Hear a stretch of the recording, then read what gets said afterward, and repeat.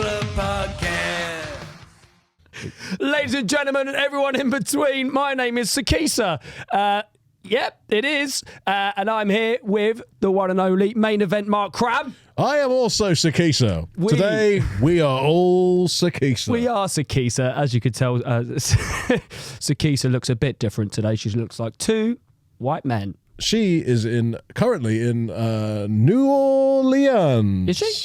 New Orleans? I saw she was in LA before. She was in Vegas, and now she's in New Orleans. Oh, New Orleans. And then she's going back to Vegas after that. She will probably get married to some random man in Vegas. Oh, we can't wait to hear about that. But she has left the podcast in our hands. Yeah. So you've got me on one. Oh, for those of you listening, by the way, this isn't Sikisa. This is one of the half of the Fluffy Boys. It's me, Danny Scott. Danny Scott and Mark Cram here, bringing you the wrestling news and our opinions. Hell fucking on the wrestle. Are we going to stick to the usual format? I'll be honest with you, Mark. No, probably not. But we do have a guest a very, very good guest. A very good guest. You know what? I'm gonna move out the head of the table chair purely because I don't want our lovely guest to get here and go, "Why is this chair so warm?" You don't think she deserves a warm chair? Okay, well, get out of the chair. I'll get out the chair. I'm going to get out. But Sadie Gibbs deserves a warm. Well, that's our guest, though. We have the wonderful Sadie Gibbs, who's not here yet. So what we hear now is a generational divide. Because what you may or may not know about this podcast is me, Sikisa, and Richard are all quite old. Richard's over 40. Me and Richard are late 30s. And you and Ibs are how old? Ibs is now 30 and I'm 27. 27. So you're the baby of the podcast. I am the baby of the pod, yeah. There's a 10-year difference between me and you. Jeez, look at that. So I feel like this is a unique opportunity for us to sit here and chat and talk about. I'm up for that. I think. Was your favourite wrestler? Was it your first favourite wrestler you ever had? Well, I remember like when we did our first ever episode, and I said we asked this, and I said it, and I remember Richard laughing at me like to my face. Yeah, which is very rude. Yeah, you know what? He was rude, especially I thought he didn't like me that first episode. I mean, none of us like you. If you've not heard the commentaries of the show we did on Catch 22, I have. There's a lot of slating. I have listened. I've listened to it back actually. I was like, some of it, I was like, you know what, Mark and Richard, go fuck yourselves. But you know what? I think Ibs also got a fair amount of hate. I think one of the things you said about Ibs was, it was like, I'm surprised he turned up. Things like that. That was fucking ace. It was like, you know, when he was taking ages getting the names out for the raffle, you're like, this is going to take a while. It's classic Ibs. It's so good. It's like, well, no one could hear what we were saying, so we thought, fuck it, we're just going to you know what? When you watch it back, you can hear it clear as day. I know. It's brilliant. Especially even when they're all coming down, you're just like, that man benches presses a lot. It's like so good. But I think my favourite growing up, Rey Mysterio. Rey Mysterio. He was the first one I somewhat remember seeing like on telly. Like so I remember that once he got to WWE in like 2002. Yeah, I remember SmackDown with the big fist. That was, and you know, jumps out the ramp. All that era of Rey Mysterio was like probably when I started watching it like religiously. And then when I told my uncle that like I liked wrestling, he showed me all these videotapes of like Ultimate Warrior and all the old school wrestlers like that. It's an interesting one because like 2002 coming in, he was absolutely electric when he came to SmackDown originally. But for me, slightly older, you'd seen him in WCW in the cruiserweight division there and ECW, and he was absolutely tearing it up all the time and coming out to the March of War and all that. Yeah, because I've seen, obviously, is it a Halloween Havoc of him? Halloween Havoc, that's one of the best matches ever. I genuinely still put up as my I watch that every year on my birthday. Do you? It's like a birthday treat for you. I have made so many partners watch that match with me, many whom have hate wrestling, just watching Rey Mysterio counter an avalanche powerbomb to a Hurricane Rana for a finish. Yeah.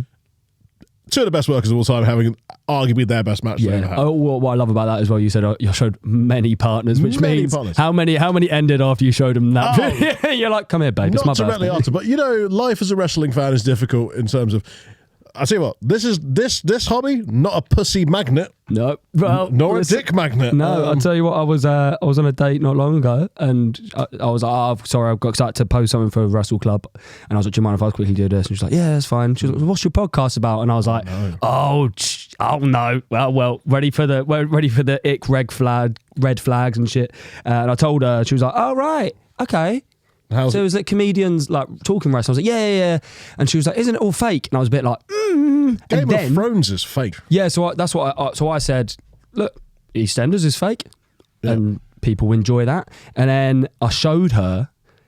That's not a good date, Danny. No, but it was worth a listen. It was what I showed her was All In when John Moxley got the skewers put in his head from All In London. Right, did that make her like you more? What it made her do was respect the fact that not all of it is fake. That is not a fake. And I haven't heard from her since. John Moxley. Yeah. I was like, she was like, oh, please, no, I don't want to see that. And I'm like, well, listen, it's not all fake. And then obviously I showed her a video of me getting slapped by Mike Bird. Ah, yes. If you've not seen that on our Instagram, Danny gets battered by Mike Bird after losing a rock, paper, scissors tournament. Yeah. And I pinned him for a free count. So therefore I am currently the champion of WrestleClub. Of WrestleClub champion. I'll remember. I've scored a pinfall. No one else has. Yeah, that's true. So Ibs was special guest referee out of nowhere. I'll tell you what. Ibs was a good count. Very good count. Yeah, and you know what? Steady cadence. Ibs should reinvent himself as a referee. I think because he's not a podcaster. You dickhead. I can't wait to send him that clip. Although he does hit time cues as a referee. Yeah. When his brother, he was like 1, 2. See what? That girl's got bunda. Yeah. Mid count, looks at the crowd. He's like, that girl's got bunda. We love Ibs. We love Ibs. We do love Ibs. Rey Mysterio was like your first main wrestler you remember seeing. Yeah. But do you remember the first match you saw? I like wrestling. The first just match in general. Anything, yeah. It must have been. It would have been like Rey Mysterio with maybe like Ultimate Dragon on SmackDown for like Cruiserweight. It would have been him, or you know what I do remember like really vividly and going, this is what I want to watch. It was WrestleMania 20, I think. I think that was 20. So that was the first one my mum let me stay up and watch. 20 is an interesting one because you get the great Eddie Guerrero Kurt Angle match. Yep. And then a main event featuring a ghost. Yes. And no one knows what happened in the main event of WrestleMania 20. And at the very, very end, there was Eddie. There was Eddie hugging a mannequin. Yeah. At the end. It's so interesting, like, because I remember, like, the first. What was your first? The first thing I remember, like, big angle I remember, like, properly was like the 1994 Undertaker versus Undertaker. Oh, was that there when he got out like a little? Was it like a fake? So Undertaker disappears after losing to Yokozuna. Yes, classic. In a casket match, and he drifts up as a ghost into the sky because the 90s. In a very, very unrealistic graphic going to the top. And then he disappears for months. I assume he was injured. I don't know what's happening. Nice. But so Brian Lee comes in and plays a new Undertaker who Ted DiBiase has introduced. This is the Undertaker, but it's clearly not the Undertaker. So then it's the main event of SummerSlam 94 is the real Undertaker against the fake Undertaker in what is quite possibly one of the worst wrestling matches of all time. I need to watch this. But the angle itself, and they used to do like these vignettes on like interviewing people like gas stations in America, going, I think I saw the Undertaker down here on the West, and it was such a bullshit angle, and I just loved it. You grew up in a slightly cooler area because my childhood wrestling is that sort of 93 to 96 period of WWE when it was just largely garbage. Whereas you grew up in that sort of early 2000s, you get like the SmackDown 6 and all that shit. I had that. We saw the whole that decade made a big difference. That's probably the biggest decade difference because I don't think wrestling's not that different from 2002 to now. But from 1992 to 2002 is crazy different. Yeah, well, you watch anything from that era now, and I'm like, what the? You've gone from wrestling garbage men and shit like that to now suddenly you're having Rey Mysterio debuting as Chavo Guerrero. It's Rey Mysterio would have debuted against some random jobber. And at the same time, on the same show, Phantasmo would have been doing his magic tricks in the early 90s, man. So yeah. Fuck that. No, I think, like you said, like the era now of like, it's sort of similar to what we've got now as well. Because obviously that era you had, obviously like John Cena coming up as well, Batista. You had all these like, obviously I remember that one of the biggest feuds I remember obviously like really vividly was that Triple H Goldberg feud as well. Like that's one that like really sticks in my mind as like one of the biggest ones where I was literally like obsessed with that, like the whole Elimination Chamber and that Elimination Chamber what pisses me off so much about that match to this day is they gave the belt to Goldberg the next month anyway. Just give it to him in that chamber. Yeah, when he's absolutely fucking blistering through everyone. Mate, he destroyed everyone. You've had him like beat Shawn Michaels like he's a child, and you still had him lose the match. Yeah, but like, yeah, you got like cool angles like that. Like my early wrestling angles are like Undertaker versus Undertaker. And all just like Tatanka having his feathers stolen by the Repo Man, Macho Man having his hat stolen by the Repo Man used to steal a lot of stuff. It was that which is not actually what Repo Man is supposed to do. They're supposed to repossess stuff. Yes, that has been not paid for. But he was just stealing stuff. Oh, if anything, he should have been called the Stealing Man. The Stealing Man from South London. I'm not saying that. Well, I lived there. I knew. You live in Essex now. No, Kent. Kent, same fucking thing. It's not the same. It's the same. It's similar, but it's not the same, Mark. Right. Do we need to do any more? Should we get our guest on to the pod? I think we are very lackluster in a third person on this, guys. I think we should get our guest on. Us talking nonsense. We haven't even addressed the news. King of the Ring's happening. Queen of the Ring's happening. If you've enjoyed any of that, Gunter smash Kofi. Good times. Yeah. Other than who else? Really quickly, who do you reckon's going to win King of the Ring? Gunter. Yeah, and they're going to make him wear a shit little crown, and they're going to ruin his gimmick. If he does anything other than immediately win that crown and smash it to pieces, then there is no justice. I'm still annoyed they haven't tried to use the whole King General. Oh, you know what? That would be good. Yeah, like it's right there. Like he said, it was like he had the Ring General on the back of his like. Oh, King General's good. And then he literally just was like, "The Ring General will be King of the Ring." I went, it was right there. It was right there. Who have you got for Queen of the Ring? Probably Jade. I reckon. I think this is. Out, isn't she? Yeah, I think they're going to use it to push her. That's what I think. Her and Bianca on opposite side. Can they end up in the final together? I don't know how. I think they can. Yeah, I think because is Jade technically SmackDown? Yeah, I think they could end up in the final. I think they'll do that because tag team champions. Tag team champs, it will be good. And when they occasionally remember they have women's tag team titles and they do something with them. Yeah. It's the only time you shit on AEW a lot on this podcast. I do, and because they have too many titles. WWE doesn't have that problem, but the one title they have this real blind spot with is the women's tag team title. Yeah, because they very easily put in two men's tag titles. Yeah, and then that in the air in that one perfect moment they could have gone, oh, and you know what? Here's two women tag titles. I just sort of went, nah. We don't need two. They can't even keep track of one. They forget it's happened until they need to transition it onto somebody else. They don't care. And they're only doing this now as an angle to build to Belair versus Cargill at some point. Which will be a sick match. Oh, it will be sick. That'll be we'll have a great time. We'll all have a lovely time. Incredible. Well, speaking of incredible female wrestlers. What a fucking segue. So I'm professional, mate. You never look at that shit. Club Podcast.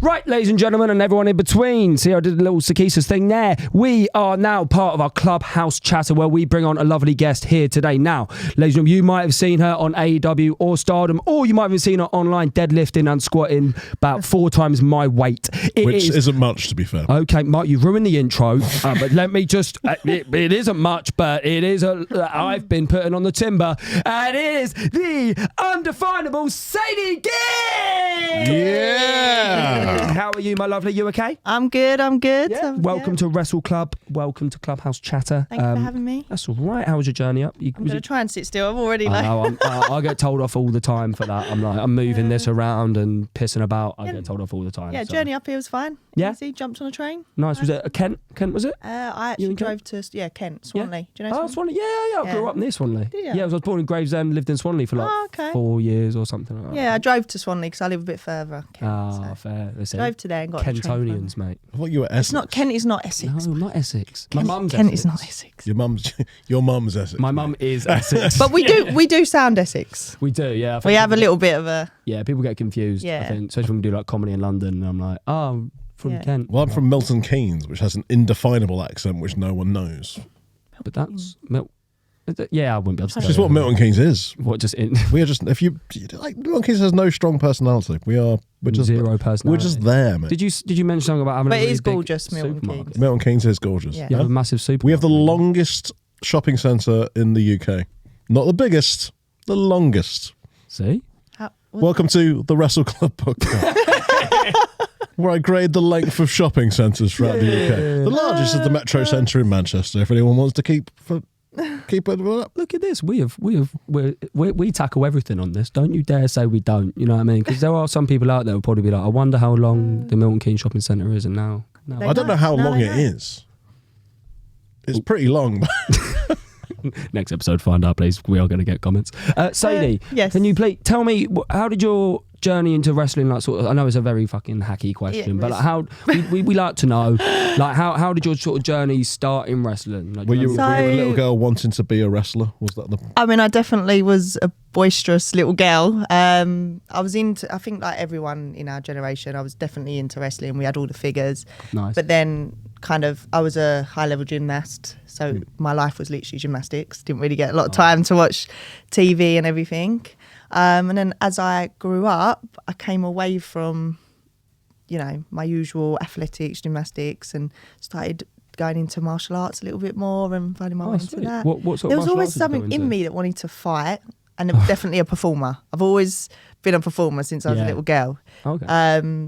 And long story short, which I'm crap at. It's all right. We got time. You take as long as you want. There was something come up online. I think it was an ongoing feud between Natalia and the Bella twins. Oh yeah. And it was a backstage altercation, and I was just like, oh my god, I want to do that.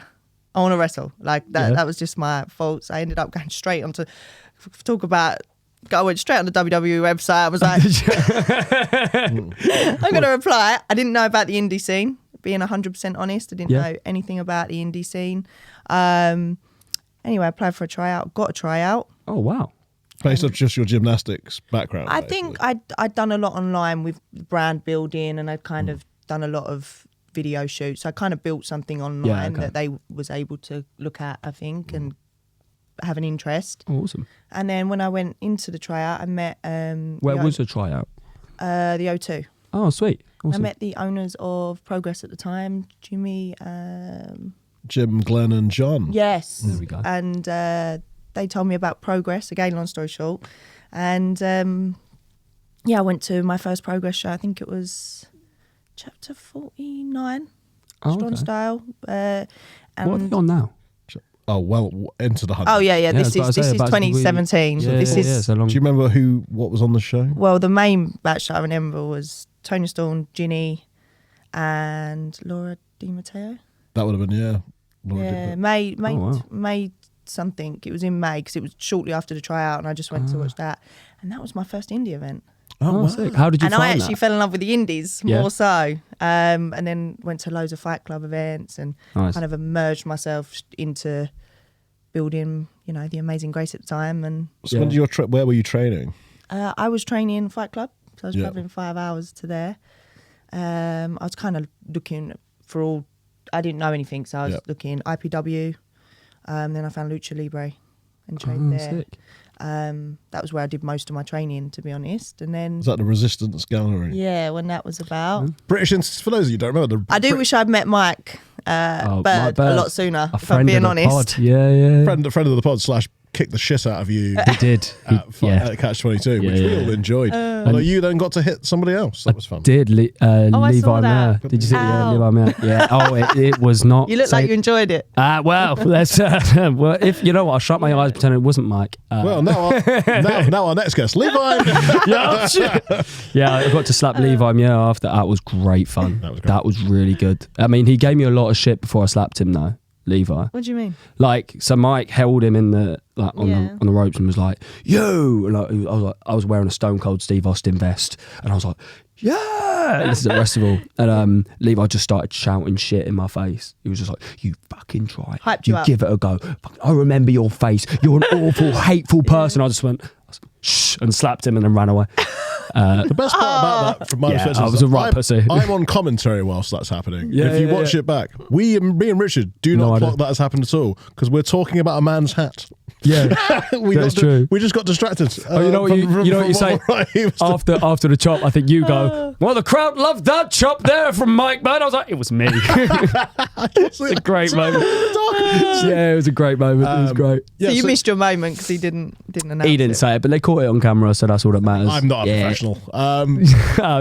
But yeah, so Resistance Gallery you trained at? Yes. Which is like a British institution in wrestling. It's gone now, sadly. But it used to it was a really cool place. Eve used to run out of there. Lucha, London Lucha Britannia used to run out of there. Yeah, it's a real shame it's gone, unfortunately. Britannia's still going, right? But the Resistance Gallery. Yeah, they don't run it there anymore. Because TFL with their and because of the pandemic. Yeah. Oh, really? The arch, of course, the rents went up too high. Gentrification have gone mad, mate. The wrestling industry has suffered. That's awesome. So you're training with Mike Bird now, then, aren't you? Yes. So how's that difference from before then? Because obviously you've done a lot. We'll go into like what you've done before, but like just to compare like from when you started to like now with him, like how's I think when I was at Lucha, I learned a lot. It was all move based. Right. Okay. I needed the fundamentals, the groundwork. I had like the, give me a move and I'll go do it. But that's the gymnastic background, no fear, I guess. But the fundamentals of footwork, and when I started training with Mike, he would get me to run this drill every session. I had it down by like the third one. I was like, am I still running this? And I just thought, nope, you keep doing it and you'll find out why. What was the drill? Still do it now. Yeah, I do. He makes me run a lot more this time. Like, it's cardio now. But so hit the ropes, roll, up and over, banderas, back in, over, up, and then again. So run to the other corner, and it just footwork and positioning. And at the time, I didn't know it was in relation to that, and it weren't until probably about 12th session I went, I know why I do this now. And he was just like, and I said like footwork, positioning, and he was like, my job is done. Here we go. But so that ball just dropping. His way of teaching really was great for me. Like he'd use analogies, which works well with the ADHD and things, and just keeping you focused in it. And he just uplifts instead of like, a brilliant coach. He seems very much like that as a person. Yeah, we absolutely adore him. He's just so sweet. That's what makes a good coach. Uplifting, like obviously you have to be constructive criticism, not just being critical and things. It's really important. But just fantastic. So it's amazing. When I went to Japan this time round, I just felt like a different wrestler in the ring. So. Yeah. Oh, so you went to Japan after training with Mike, did you? Yeah, I was there 2 months at the start of this year. Oh, sweet. Which company was that with? Marvellous. Oh, lovely. Marvellous. Oh, sweet. Nagai-san, I called her, but she's awesome as well. I was quite scared to meet her. Yeah. Yeah, have you not seen the Gaia Girls and everything? I have not. No, have you? No? Oh, tell us. Yeah, I was a bit scared to watch that. The documentary. I was a bit scared to meet her after watching that. But she's the most lovely. Is it about like? Yeah, like how Joshi used to be back in the day. Oh Jesus. And it was one of those when you look at it, you go, oh god damn, I've got. Yes. It was. I mean, I thought gymnastics was bad. No, I'm joking. But it was bad. But she's the most sweetest, loveliest person. It's all about family. But really great promotion. And so how did you, do you remember your first ever actual wrestling match, like in front of a crowd? I do, yeah. So where was that? That was at the Lucha. Oh, okay. So the Resistance Galleries, and it was with Nina Samuels. Nina Samuels. She 2017. We recently had oh my God, Livy Grace on. She's just beat Nina Samuels for a title, so now she's Nina 9 belt. What else do we know about Nina Samuels? She has either a massive head or a tiny hat. We can't work out which one it is. Massive head or tiny hat? You at home decide. Massive head. Has Nina got a massive head or a tiny hat? Nina Samuels was signed to WWE UK as well, so big person to have your first match against, because she would have been well established on the UK scene. She was, back then, So it was November 2017. Wow. I'd only been wrestling 3 months. Oh, really? 4 months, yeah. And how was a transition from obviously like when you're in gymnastics in front of people, and then all of a sudden you're doing this? Like, was there like sort of like that nerve that were going like, oh my God, I'm honest, did you feel ready anxiety enough? Ruined wrestling for me at the beginning. Like, my anxiety would be so bad, and that's another thing with like emotions getting the better of you and taking the fun out of it. This time round, I'm just going, do you know what? Just once you calm that anxiety, you can really process the match a lot better, and things are just a lot easier when you're full of anxiety and fear, which I think I hide it quite well, I think. Well, we talk a lot on the podcast of similarities between like stand-up comedy and wrestling, so there actually is quite a lot when we get wrestlers on and stuff, because that anxiety for like your first gig as well, you're like, oh my God, and you're stumbling over your words, I've got to say this in a certain way, but as soon as you again do a few and you let that fear sort of escape you a little bit. I think it's just... You can enjoy it a lot. More embracing stepping into who you are. And that's the whole thing about performing. It's meant to be an authentic expression of who you are, and I think when you're, I think you can let anxiety just ruin a lot of things, and worry and fear, and you just got to have fun with it and just be yourself. And I think that's where you really stand out and shine anyway. Do you think you found that in your early matches, like that authentic when stuff? I watched them back, there was one with Kaylee Ray. I was so nervous for that match because she was really big. Again, you wrestled some big names early on. I did, I was quite lucky. From the deep end. That's what I mean by the deep end. I literally was 0 to 100 in my wrestling career, and I think that's why I ended up having such a time out, because it exhausted me, and I think I went through so much in it so soon. Yeah. I just was like, right, I need to heal now. I need to have a break, and I ended up just following a different path. It was always in me. Yeah. But I think a lot happened for me very quickly. Because that is big name. Because Kaylee Ray, for those that don't know, I was only wrestling a year and a half. A year and a half, I think, or a year when I wrestled Kaylee Ray. Yeah. She's Alba Fire now in WWE. Kaylee Ray. Yeah. Oh, is it? So big names early on. Yeah. So you obviously, for the people listening who might not know, you mentioned about taking a break from wrestling and stuff. That was that 2018, was that? So I got read on unless online lied to me. pandemic. So I got signed when I just got back from Japan. I had to leave Japan for sudden family reasons, and then within 2 weeks I had the contract in my emails. So I mean by everything very.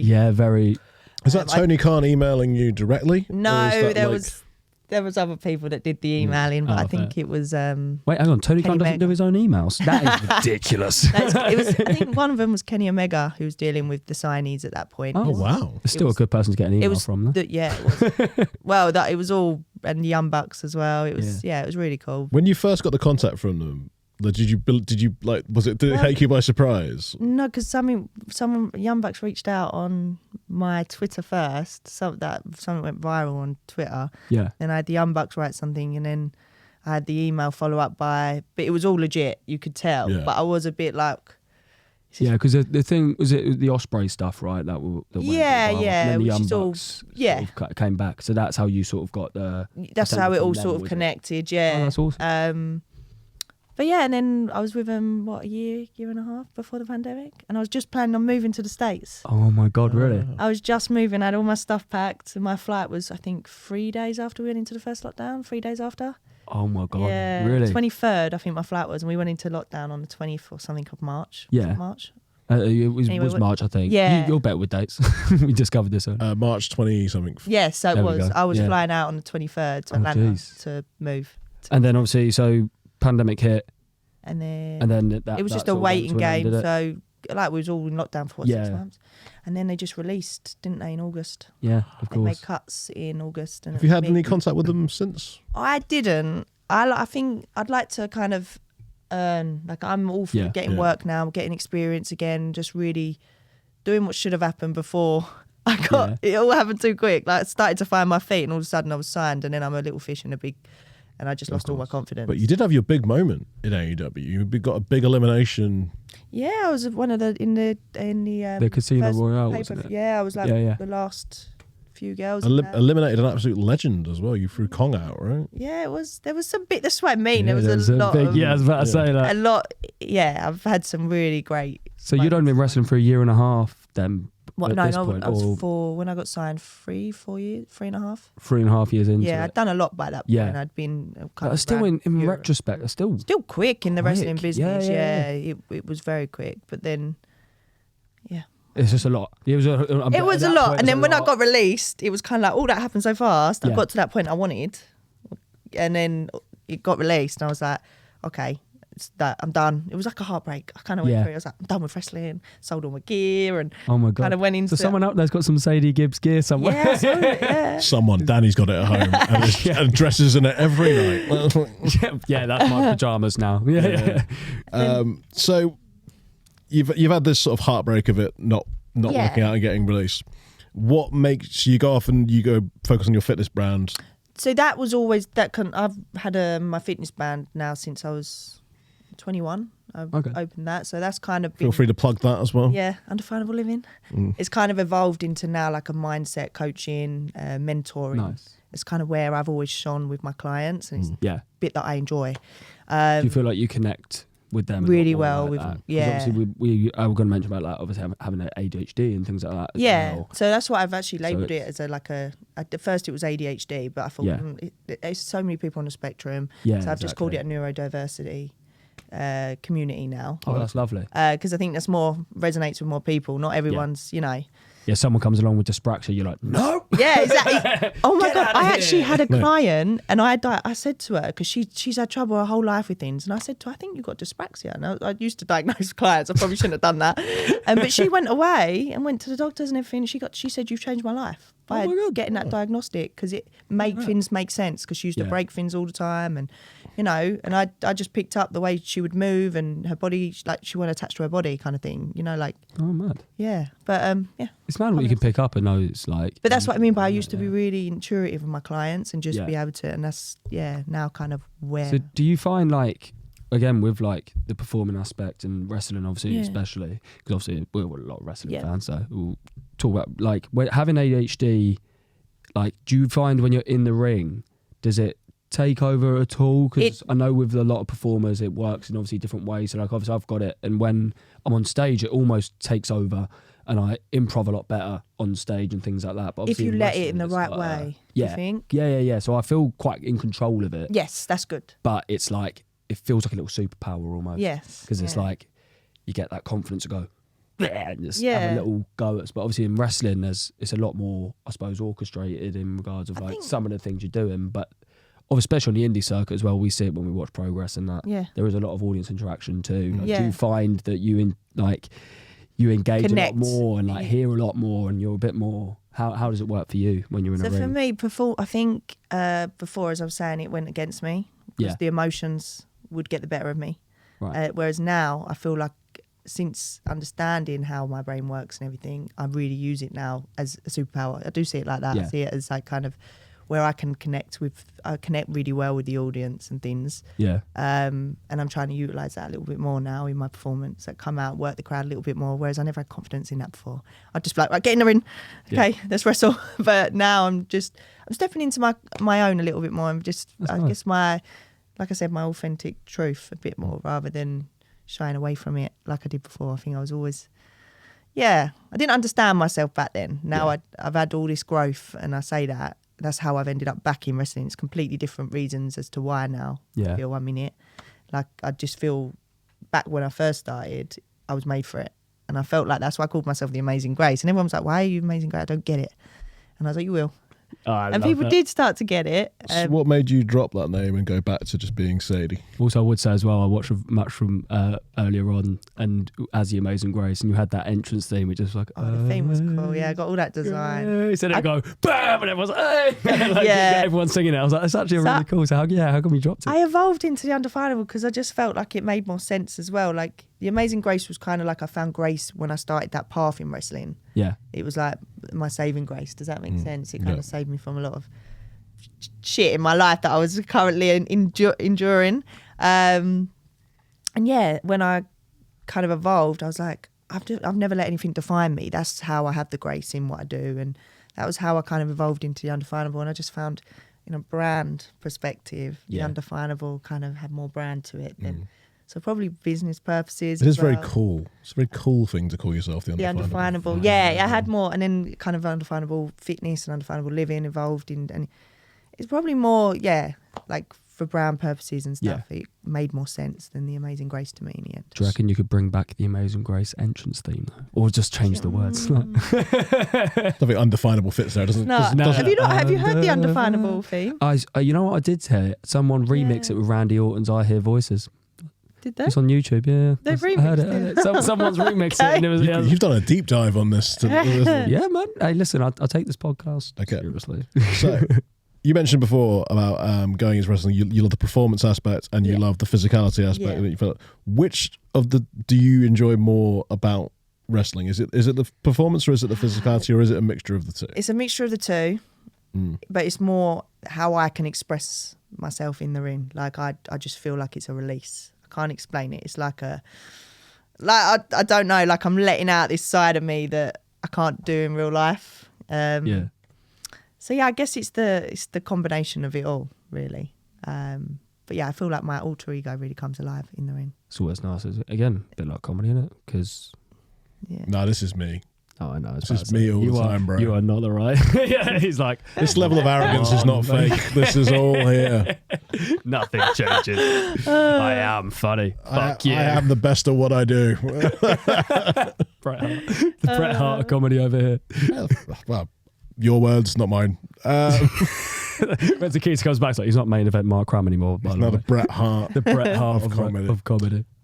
Good. Do you keep up to date with any current wrestling stuff now? Do you? I do try and watch, but I'm more into the older stuff. So I like a lot of Rob Van Dam. Rob Van Dam, nice, brilliant. He's someone that I've really found recently that I watch his style and I'm like, you might have seen me use a few of his moves actually. I'm like, loves a rolling thunder. I do. That's one of my new moves, but it's his move. But I've taken it and put my touch to it. The undefinable thunder. Yeah, but no, he's one of my faves. Pac, and so I kind of watch people that I resonate with and that style. I watch more of that to kind of learn and master my craft. Oh, nice. So you love what Vader would describe as the flippy shit. But that's why I like Rob Van Dam, because he does a combination of the power and the flippy shit. Yeah. He does. The flippy shit. Don't blame me, blame Vader, and he's dead. So you. See, you won't listen to it. You can say whatever you What's want. What's he gonna do? What's he gonna do? Imagine if we get some hate mail now. We started off slagging off a Vader fan club. He started slagging off Will Ospreay and Ricochet, wasn't it? So that's how that all started. Yeah, I think that was, wasn't it? And then he ended up wrestling Will Ospreay in what was a very weird wrestling match. Of an old Vader against Will Ospreay in Rev Pro. Oh no, I did. I think I have. That's a thing that happened. Yeah. It's crazy. That is a thing that happened. That is mad. It's up now. Yeah, you're gonna have to Vader not doing any flippy shit. Refusing to take any bumps because he's Vader. Yeah. So, no, not at all. You've also done quite a lot of intergender matches as well, haven't you? Because I saw one of the matches I did watch with you versus Joey Janela. Yeah, that was a lot of flippy shit in that. That was a brutal match. Yeah, there was a couple of bumps, and there was the apron brain buster that he gave you, and I was a bit like, oh fuck. Yeah, there was some nasty bumps in. But I loved that match. That's probably one of my favourite. Was that in his promotion? Was that in? That was actually with South. They've stopped now since when I did their last show, Southside. Yeah, Southside. Yeah. With Millie, I was against Millie McKenzie in that, and that was their last show. They brought in a lot of All Elite Wrestling really? people. Yeah, Cody Rose was there, Brandy Rose was there. Oh wow. They were a great promotion. It's a shame they closed. No, it did look really like the video. It was a lot of. I could see what you mean though with the sort of almost Rob Van Dam-esque, like some of the influences, because obviously you do the it was like a kind of like the handspring somersault out the ring. Yeah, the Sasuke special. Yeah, I like that. Yeah, that's and even the suicide dive. I saw that and I was a bit I'm like, the only girl to have ever done a Sasuke special, by the way. Really? Oh, really? If someone can correct me if I'm wrong, but I did my research. It's why I initially did it. Oh, I love that. Because I was like, right, what has a girl never I've done? definitely never seen. No, I haven't. anyone else do that. That's what when I saw it, I was like, oh my shit. Yeah, that's fucking cool. That's a cool thing to have in your. Yeah. And now someone's going to go do it, aren't they? Oh, you heard it. Fuck the only you. one. I'm the first girl. Fuck you, every British First wrestler female. going. Yeah, fuck you all. Other than the ones that have been on the podcast, but don't do that move. Sadies, leave her alone. I just have to go. I'll have to go back to corkscrewing it again. I only did that once in Japan, but.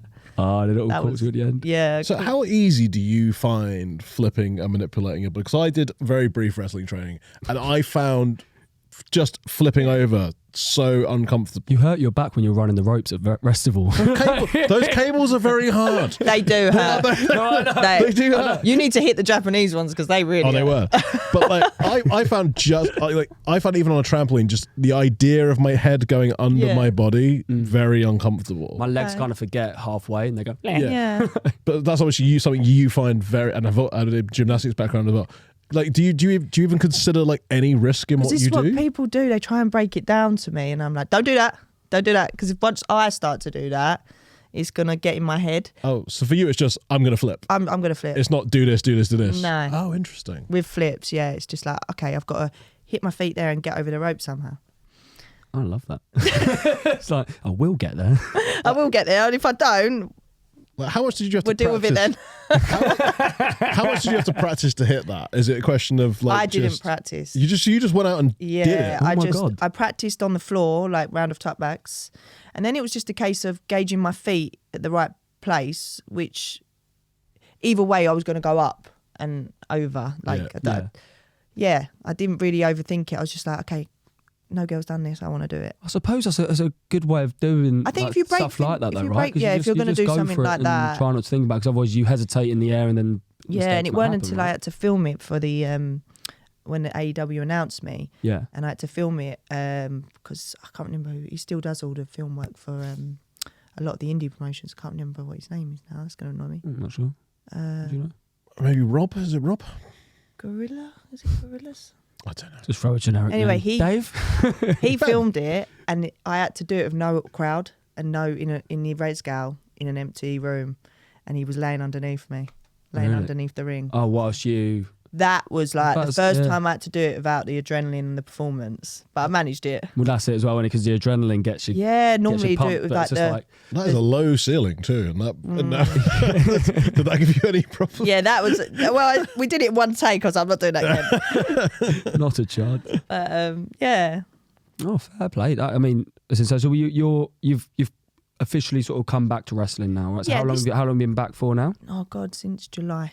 Since July. Training twice a week at the beginning with Mike. I was doing like solid 2.5 hour sessions with him twice a week. And are you back wrestling on shows? Yeah. Yes. Yeah. So where have we seen you recently, and where can we see you next? So I'm just getting them in now. So I've got the 1st of June. 1st of June's the big UK, one, right? Yeah, in Leeds. I've got it here. Is it Leonie Rose for the Yes. UKW Women's Championship? Yes. Yeah. How you feeling about that?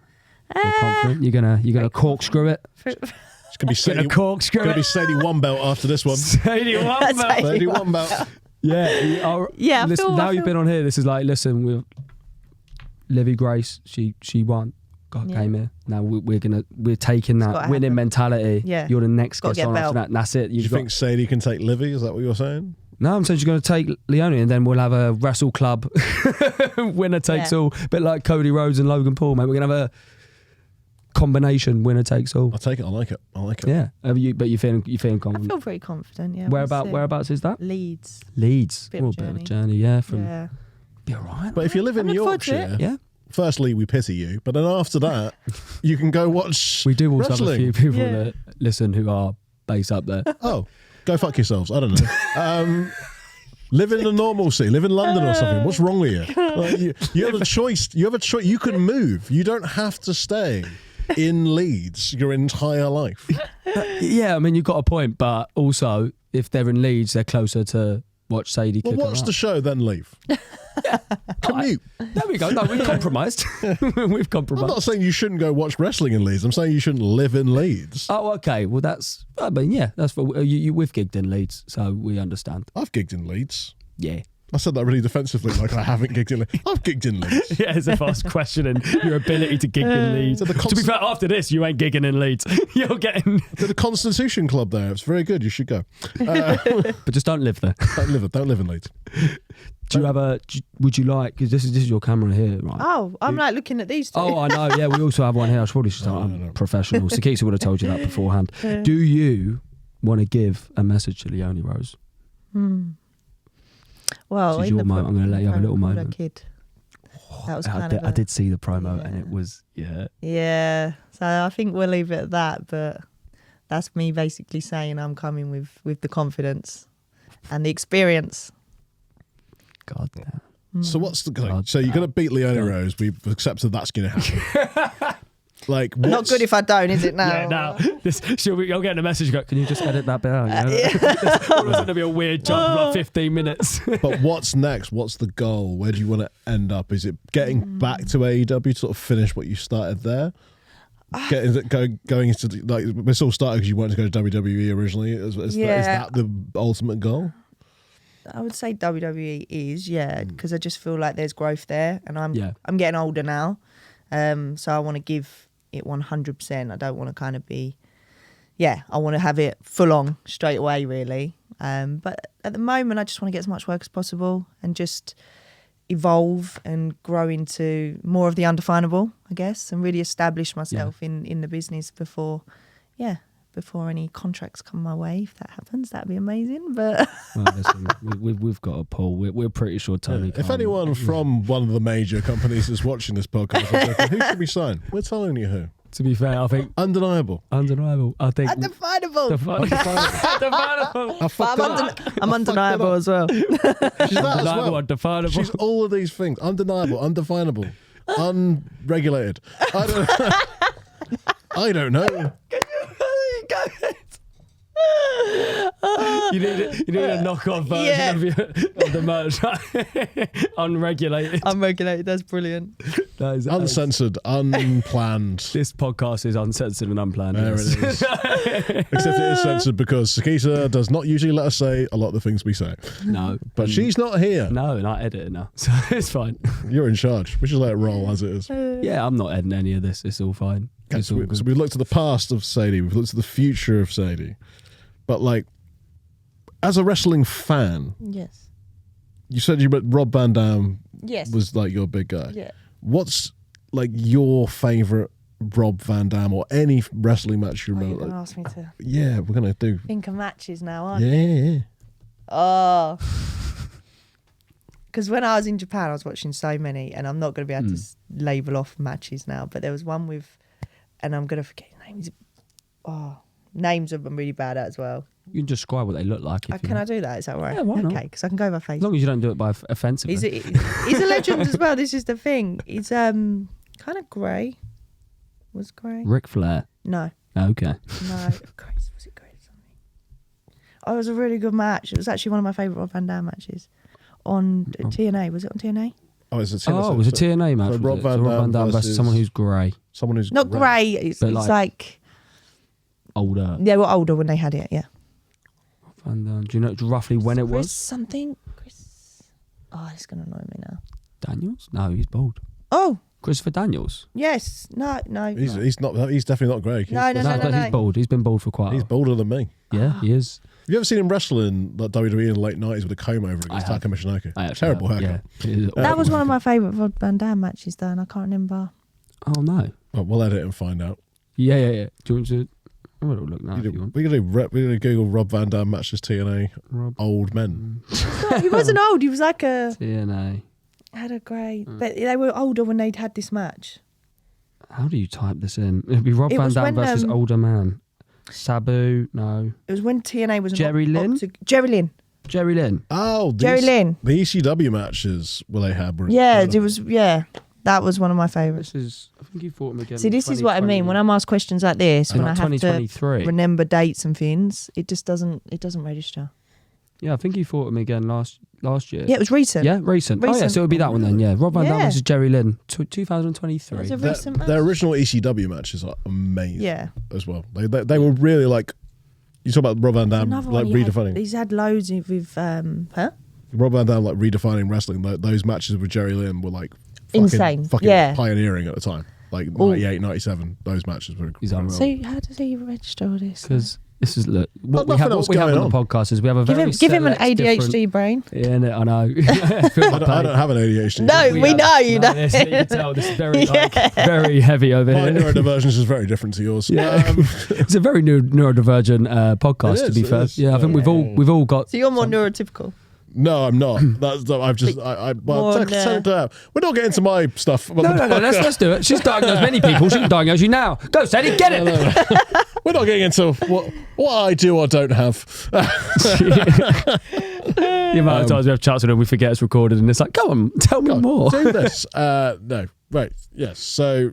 But yeah, what so we- Rob what we- Van Dam, Jerry Lynn. Jerry. though, Yes. That would be. I wish I had a chance to write all down my matches. and I can't Oh, just- that's all right. Don't worry. This honestly. one or this one? We're terrible. And then there's you know. Pac versus. This was in Japan, and it's a name that I definitely Okada? can't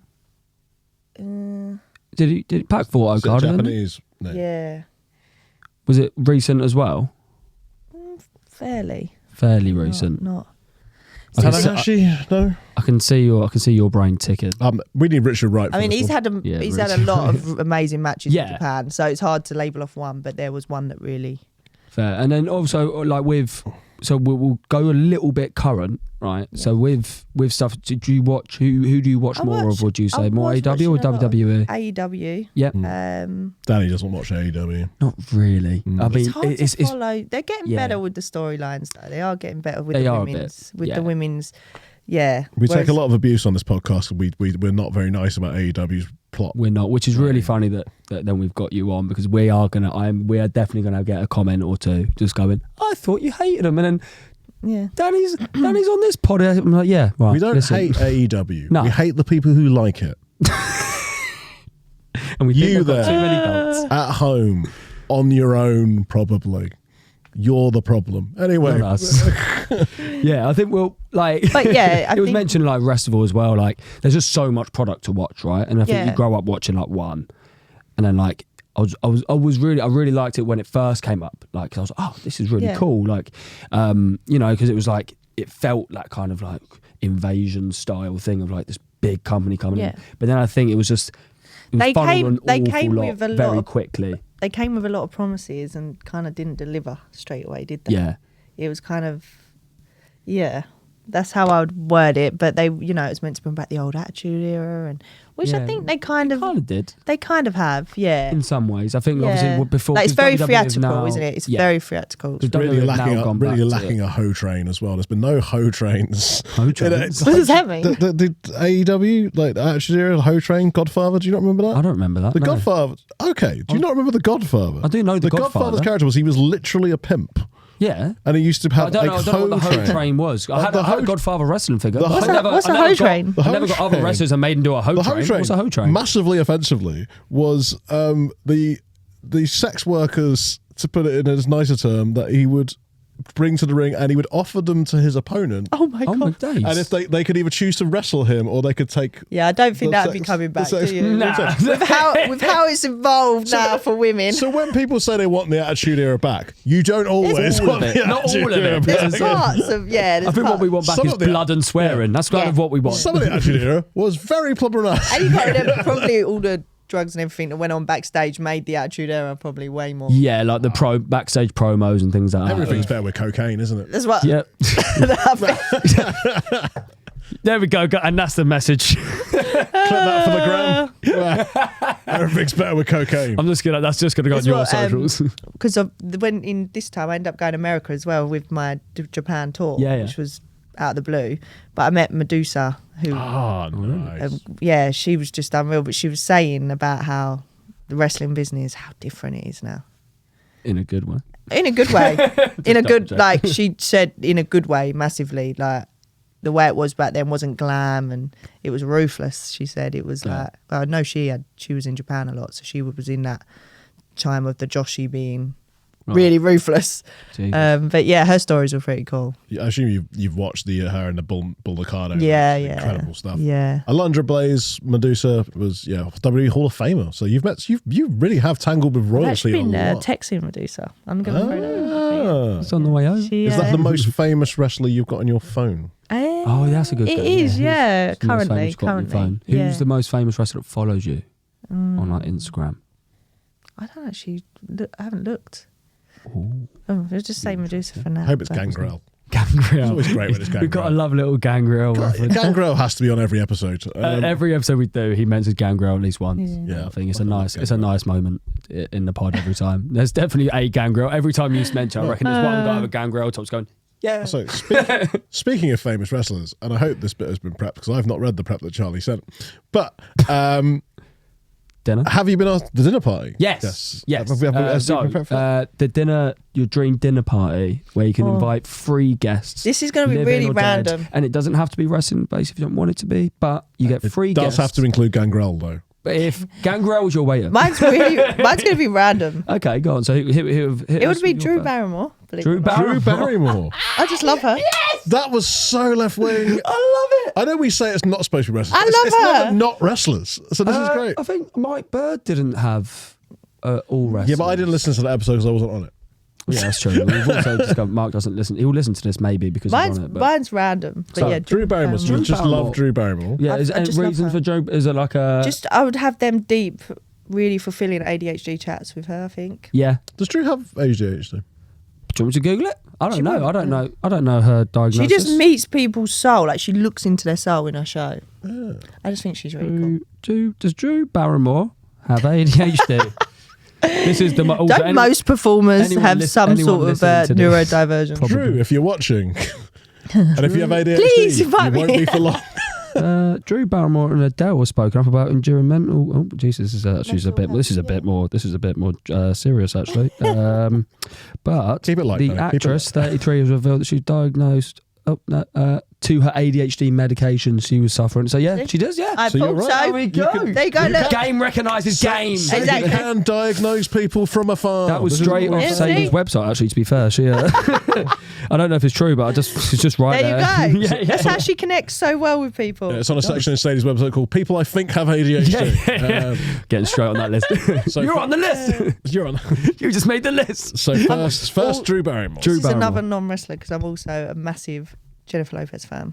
Nice. Oh, this is a fucking great dinner party. I mean, this is an awesome dinner party. Yeah. Jennifer I Lopez. don't know if we need to get into why J-Lo, because she's J-Lo, but why J-Lo? Yeah, go on, give us a reason. She, as a woman, she's just inspirational in every aspect. She's killed. Like, she was not just a singer. She's done film. She's an amazing mother. I just think she's the ultimate. Some would say she's undefinable. There you go. Don't you think it's lovely? I love that. Isn't it lovely that her and Ben Affleck have sort of got back together again? Is he coming? Is he allowed? He can come as well. It's like a really nice, Yeah. it's a really nice full circle thing where you see these celebrity marriages and they crap out, and you think, oh, they're never going to get back. And they've got back together. It's like they're truly well. You know what? We had our moment, but now we're back. I love it. I love it. That's No joke, just sentimentality. Keep it over. Look at I'm just what's enjoying. happened to you today. This I don't know. nice. It's just nice. Isn't it? It's just a nice. Sadie, you brought out the soft side of Mark Graham. This hasn't been seen in like 29 I episodes. also had more beers before the podcast today than I've ever had before. And we just got the soft side of And that's the Mark. softer Sadie, side this of is, me you've coming done in. this. Well done. Doing a charity gig Bring in it Guildford out. tonight. It's all. Charity, you're doing it for charity. Yeah. Again, you don't do anything for charity. I don't do anything for anything that's less than more money than I'm owed. But yes, so Drew Barrymore, Jennifer Lopez, And finally, The Undertaker. The Undertaker. What a dinner party. I would love. what a line! Here's the. I love that so much. I'd like to think Drew Barrymore, Jenna are in there waiting. The doorbell goes, lights go off. Dong. He comes And he just appears at the table. He appears with like a starter. Oh, Undertaker. I just feel like he would change the whole dynamic of the dinner party. That'd be fucking sick. As the character, The Undertaker, not even Yeah, yeah. Mark Calloway. That's what I'm saying, Character. Do you want him in full Yeah. black? Like which version of Undertaker are you having? Very beginning, 90s. Oh, 90s No, Taker. he's Zombie Taker. Yeah. Paul Bear's with him. We're outside, Sadie. Where's the entree? Plus ones are welcome. So we've got Ben Affleck as J-Lo's +1. Paul Bear as The Undertaker's +1. Who's Drew Barrymore? Bring Drew Barrymore's married, I assume, to someone? Michael I don't Barrymore? think she is she? Michael Barrymore. Michael Barrymore. Fuck it, bring Michael Barrymore. Is that really? Noah Barrymore. I would pay good money to watch Michael Barrymore interact with The Undertaker. I think this might actually be my favourite dinner guest party we've actually had. It's crazy. Like, I just love that The Undertaker just coming in such a curveball Yeah. after Drew Barrymore. And J-Lo, I'm there like, we're not getting another. what do you think We're not getting a wrestler. Jennifer here. Lopez talks to The Undertaker about? Oh, God. Do you reckon Jennifer Lopez has a favourite Undertaker match? Do you reckon Undertaker is a favourite Jennifer Lopez movie? 100%. I imagine Drew Barrymore just sitting there going, this is very confusing. Everything that's happening is very upsetting. Her relationship will not be what able a to dinner handle party. that. Undertaker coming in. What a dinner party. That is the best lineup we've had on the dinner Yeah, party. well, without a doubt. Well done for that. That is fucking sick. Should we do? We always do a 1 minute challenge on the podcast. Okay. It's quite fun. So basically, there'll be a minute on the clock. Yeah. And you've just got to try and answer as many questions as you can. Like, first thing that comes to your head, it's either going to be your ADHD dream or ADHD nightmare. All right. Okay. I've you prepped the prepped question. you've prepped the I have questions? prepped some Oh, questions. no. Now, we don't normally get through that many because people do get stumped. However, my fear We're gonna is have that I haven't got stopwatch? enough. Yeah, so have you got? Oh, my phone's over there. Can't do, Okay, can't count. do fucking everything, Mark. Jesus. It's on charge, man. I Can't do everything, mate. Right, I've been take out the all Casio. day. She gave me shit for having a Casio last week, by the way. Who gives you shit for having a Casio? Sikisa, because she's like, oh, I've got an Apple Watch. I All was like, comedians have a Casio. that's what I said. Yeah, we time our sets. Right. You got it? See, you know how to use Okay. it straight away. Right. So we've got a minute on the clock. Yeah. So I'm going to start. Are you ready? Yeah. 3. I don't know why I'm holding a mic. Like I'm about, Yeah, I'm about to run a race. Like, Take off. People do get really nervous about this. They bit. do. Yeah. I mean, I'll be honest with you. You can't do worse than Mike Bird. I think he answered maybe 2. Because every question we ask, you go, oh, no, that's a good one. And we'll just think about it. We're like, Mike, as quick as you can. And don't worry about it. He's not going to throw in like, what was your worst sexual experience or something. It's going to be. I assume it's going to be largely. Let me just take that one out. Is that number 1? Oh, shit. What was your best section? That's what I'm changing it to. There we go. This podcast has taken a turn. You know what? We do need Sikisa. I feel like we do need her. She keeps us on track. I think we've done all right so far. Let's go. Tell me Right, when you to ready? start. Yeah. You ready? 3, 2, 1, go. AEW or WWE? WWE. Oh, Shag, Marry, Kill. Rikishi, R-Truth, Rey Mysterio. Oh, I can't pronounce all those names again. Rikishi, R-Truth, Rey Mysterio. Shag, marry, Kill. Oh, I'm being slow here. Do you want to pass that one for I'm now? just going to pause. Yeah. You're gonna pause. You know what? Let's discuss it. How do you think Rikishi's a good shag? Here we go. R-Truth, Rey Mysterio, Rikishi. Yes. Shag, Marry, kill. kill. This is never normally taken this long to explain the game, Mark. Yeah. Okay. We'll give you time on this one because you know it is hard. I reckon. It's not a great 1 minute question. No, it's not. But you've stopped the time, so we can now discuss. Okay, it Rey if you want. Mysterio. What, Shag, Rey Mysterio? Yep. Oh, okay. Oh, you're doing it in order. Shag, Marry, Kill. Yeah. Fair enough. So Shag, Rey Mysterio, What's the next one? Rikishi or R-Truth. Rikishi. So marry Rikishi. Marry Rikishi. Killing Kill R-Truth. It's going to break the heart of a lot of wrestling fans. A lot of people.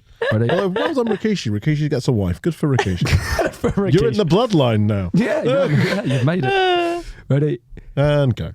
Biggest animal you could beat in a fight. Lion. Oh, That's ball. I know. Favorite wrestler of all time. We know that.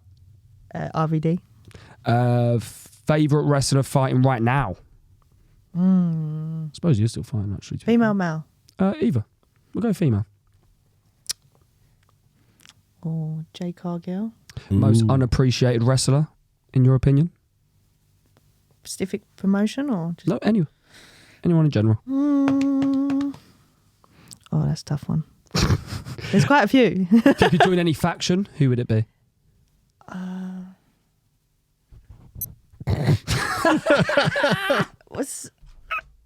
We'll let you answer the faction question. We're out of time. Yeah, we'll do that.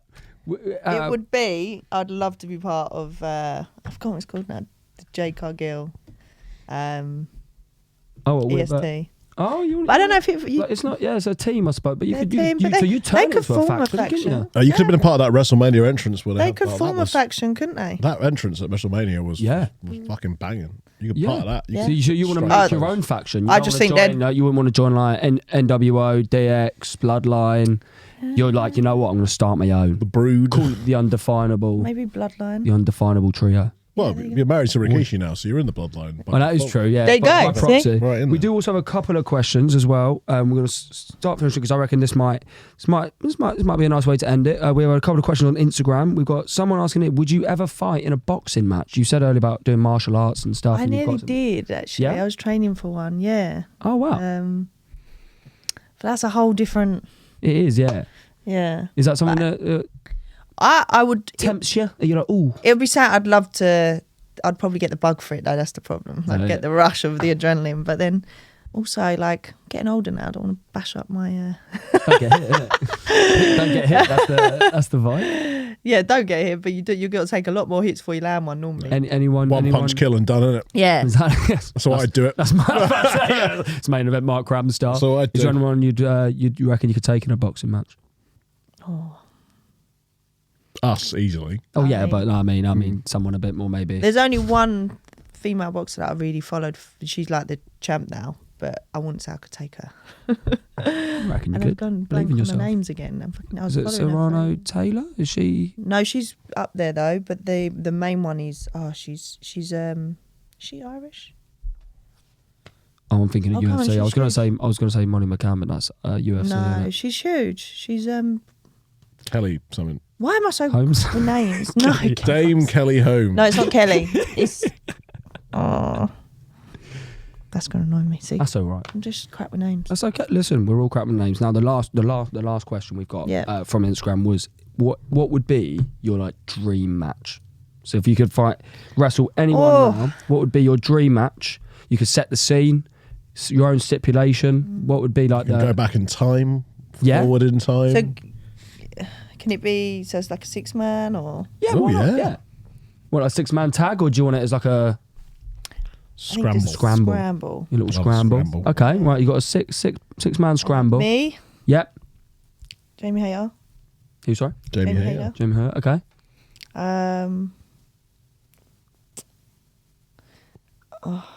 Going with the names. She got released from TNA. Brunette. British. No, American. Don't know. Oh, come on. She's one of my favourites. It'll come to me. Blanchard. Tessa. Blanchard. Oh, there we go. She's in there. EST. Oh yeah, Yeah, Bianca. Blair. How What a many match so far. That's Got 2 to go, I think. yeah, 4. Two That to was go. 4. 2 to go. Or you can have it as a fatal 4-way. It's up to you. Put Rikishi in there if you really want. I could put some guys in. I'm going all women, aren't I? Imagine Rikishi just running into this. I don't think Rikishi runs much now. Uh, No. Probably Tiff. Oh, Tiffany time. Tiffany Stratton. Oh, that'd she's be up good. there now. She's doing well. I need one more. Who's a better gymnast, you or Tiffy Stratton? Ooh. I would have to say she's a prettier gymnast. I'm more like power with my gymnastic moves. She's very. They look pretty, don't they? Look very elegant, but they also look powerful, though. That's the thing. I reckon that'd be a great matchup. I would love to have a match with That'd her. be an insane Yeah. match. Definitely, she's up there for me in wanting a match, and probably Natty, as she was my first Natty. Yeah. one. I was like, oh, I want to get into it. Bringing it back. Yeah. Seeing old Natty. Yeah, Richard loves a bit of Natty, doesn't he? Richard loves a bit of natty. He does. He I love bigs her. her up a lot. Yeah, no, that's a Yeah, fucking she's- great match.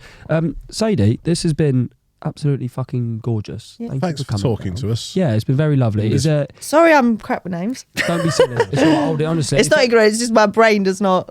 Absolutely. All you've done is you've given a lot of them homework now because I've got homework as well. I'm going to go home and do my research now. You've laid breadcrumbs, and now they can know. just join it. Goes Honestly, the RVD Silverhead. the nerdy little pricks that listen to this, they're gonna know end it on a who you negative. meant before they knew. Yeah. Like, I'm They not love saying that you guys need to get out more, but do.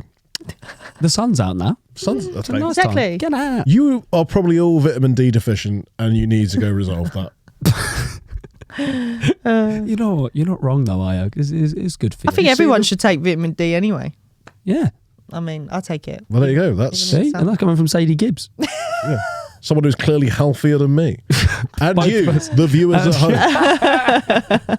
So, is there any last thing you want to? Would you No, like to thank you for promote having anything on the final? You've got. That's all. You've got some merch coming out soon. Yeah, Right, that's coming out. Really my cool new t-shirts merch and stuff. Shirts, yeah. Don't let fear define you, because it did for me for so long. That's why it took me so long to get back Love that. in the ring, because I just was worried I weren't going to be up to scratch. Because once you're out of something for a long time, I was Yeah. like, oh, how am I going to come back and do a Sasuke? I was like, I can't come back and not do that. But in the end, I just got out my own way. That's why I was like, don't let fear define you. I love that, and that's on one of the t-shirts, right? Yeah. Isn't it? So there we go. Yeah. Pick up one of them. I'll be buying that from undefinable.com. SadieGibbs.com. These SadieGibbs.com. ones. I think they're on Close. the At Undefinable. least you said so- undefinable this time. They might be on Undeniable. both. They might be on undefinabeleliving.com and Sadie Gibbs, actually. Yeah. So you got, and then that on your Instagram handle is The Sadie Gibbs. the Sadie These Gibbs. YouTube as well. You're on that? All my socials are the Sadie Gibbs. They've changed them all to that. So. There we go. Well, please go follow Sadie Gibbs on absolutely everything. Please smash it on June the 1st, Leonie. We want to see a picture of you wearing that title on Instagram. Tag us in it. We'll I be like, want "See, as many we did it." belts related to this podcast as we get. We got Livy, Yep. Michael Oku Okay, brought yeah. his belts on. I got another title match with BW as well. There you go. When's that? Casey Owens, July 6th. We could have so many belts. My God, WrestleClub. So hopefully 18 belt. two belts, Gibbs. Two belts. Sadie, 2 belts. Come on, Sadie, 2 belts. Mike Berg got a belt. Nah, but he's got a lovely face. Waste of time, Mike Bird. Don't, mate. I've been slapped. You're already starting with Luke Jacobs. Don't start with Mike Bird. Luke Jacobs, if you're watching, we love you, but you're still very boring. Right, on that note, we are going to say goodbye. Thank you so much for listening to WrestleClub Podcast. Please like the episode. If you're watching on YouTube, click that subscribe button and all that good stuff. Follow us all on Instagram and everything. All right? Sound good? Yeah? Right. Everyone, love you lots. Good night. Bye-bye.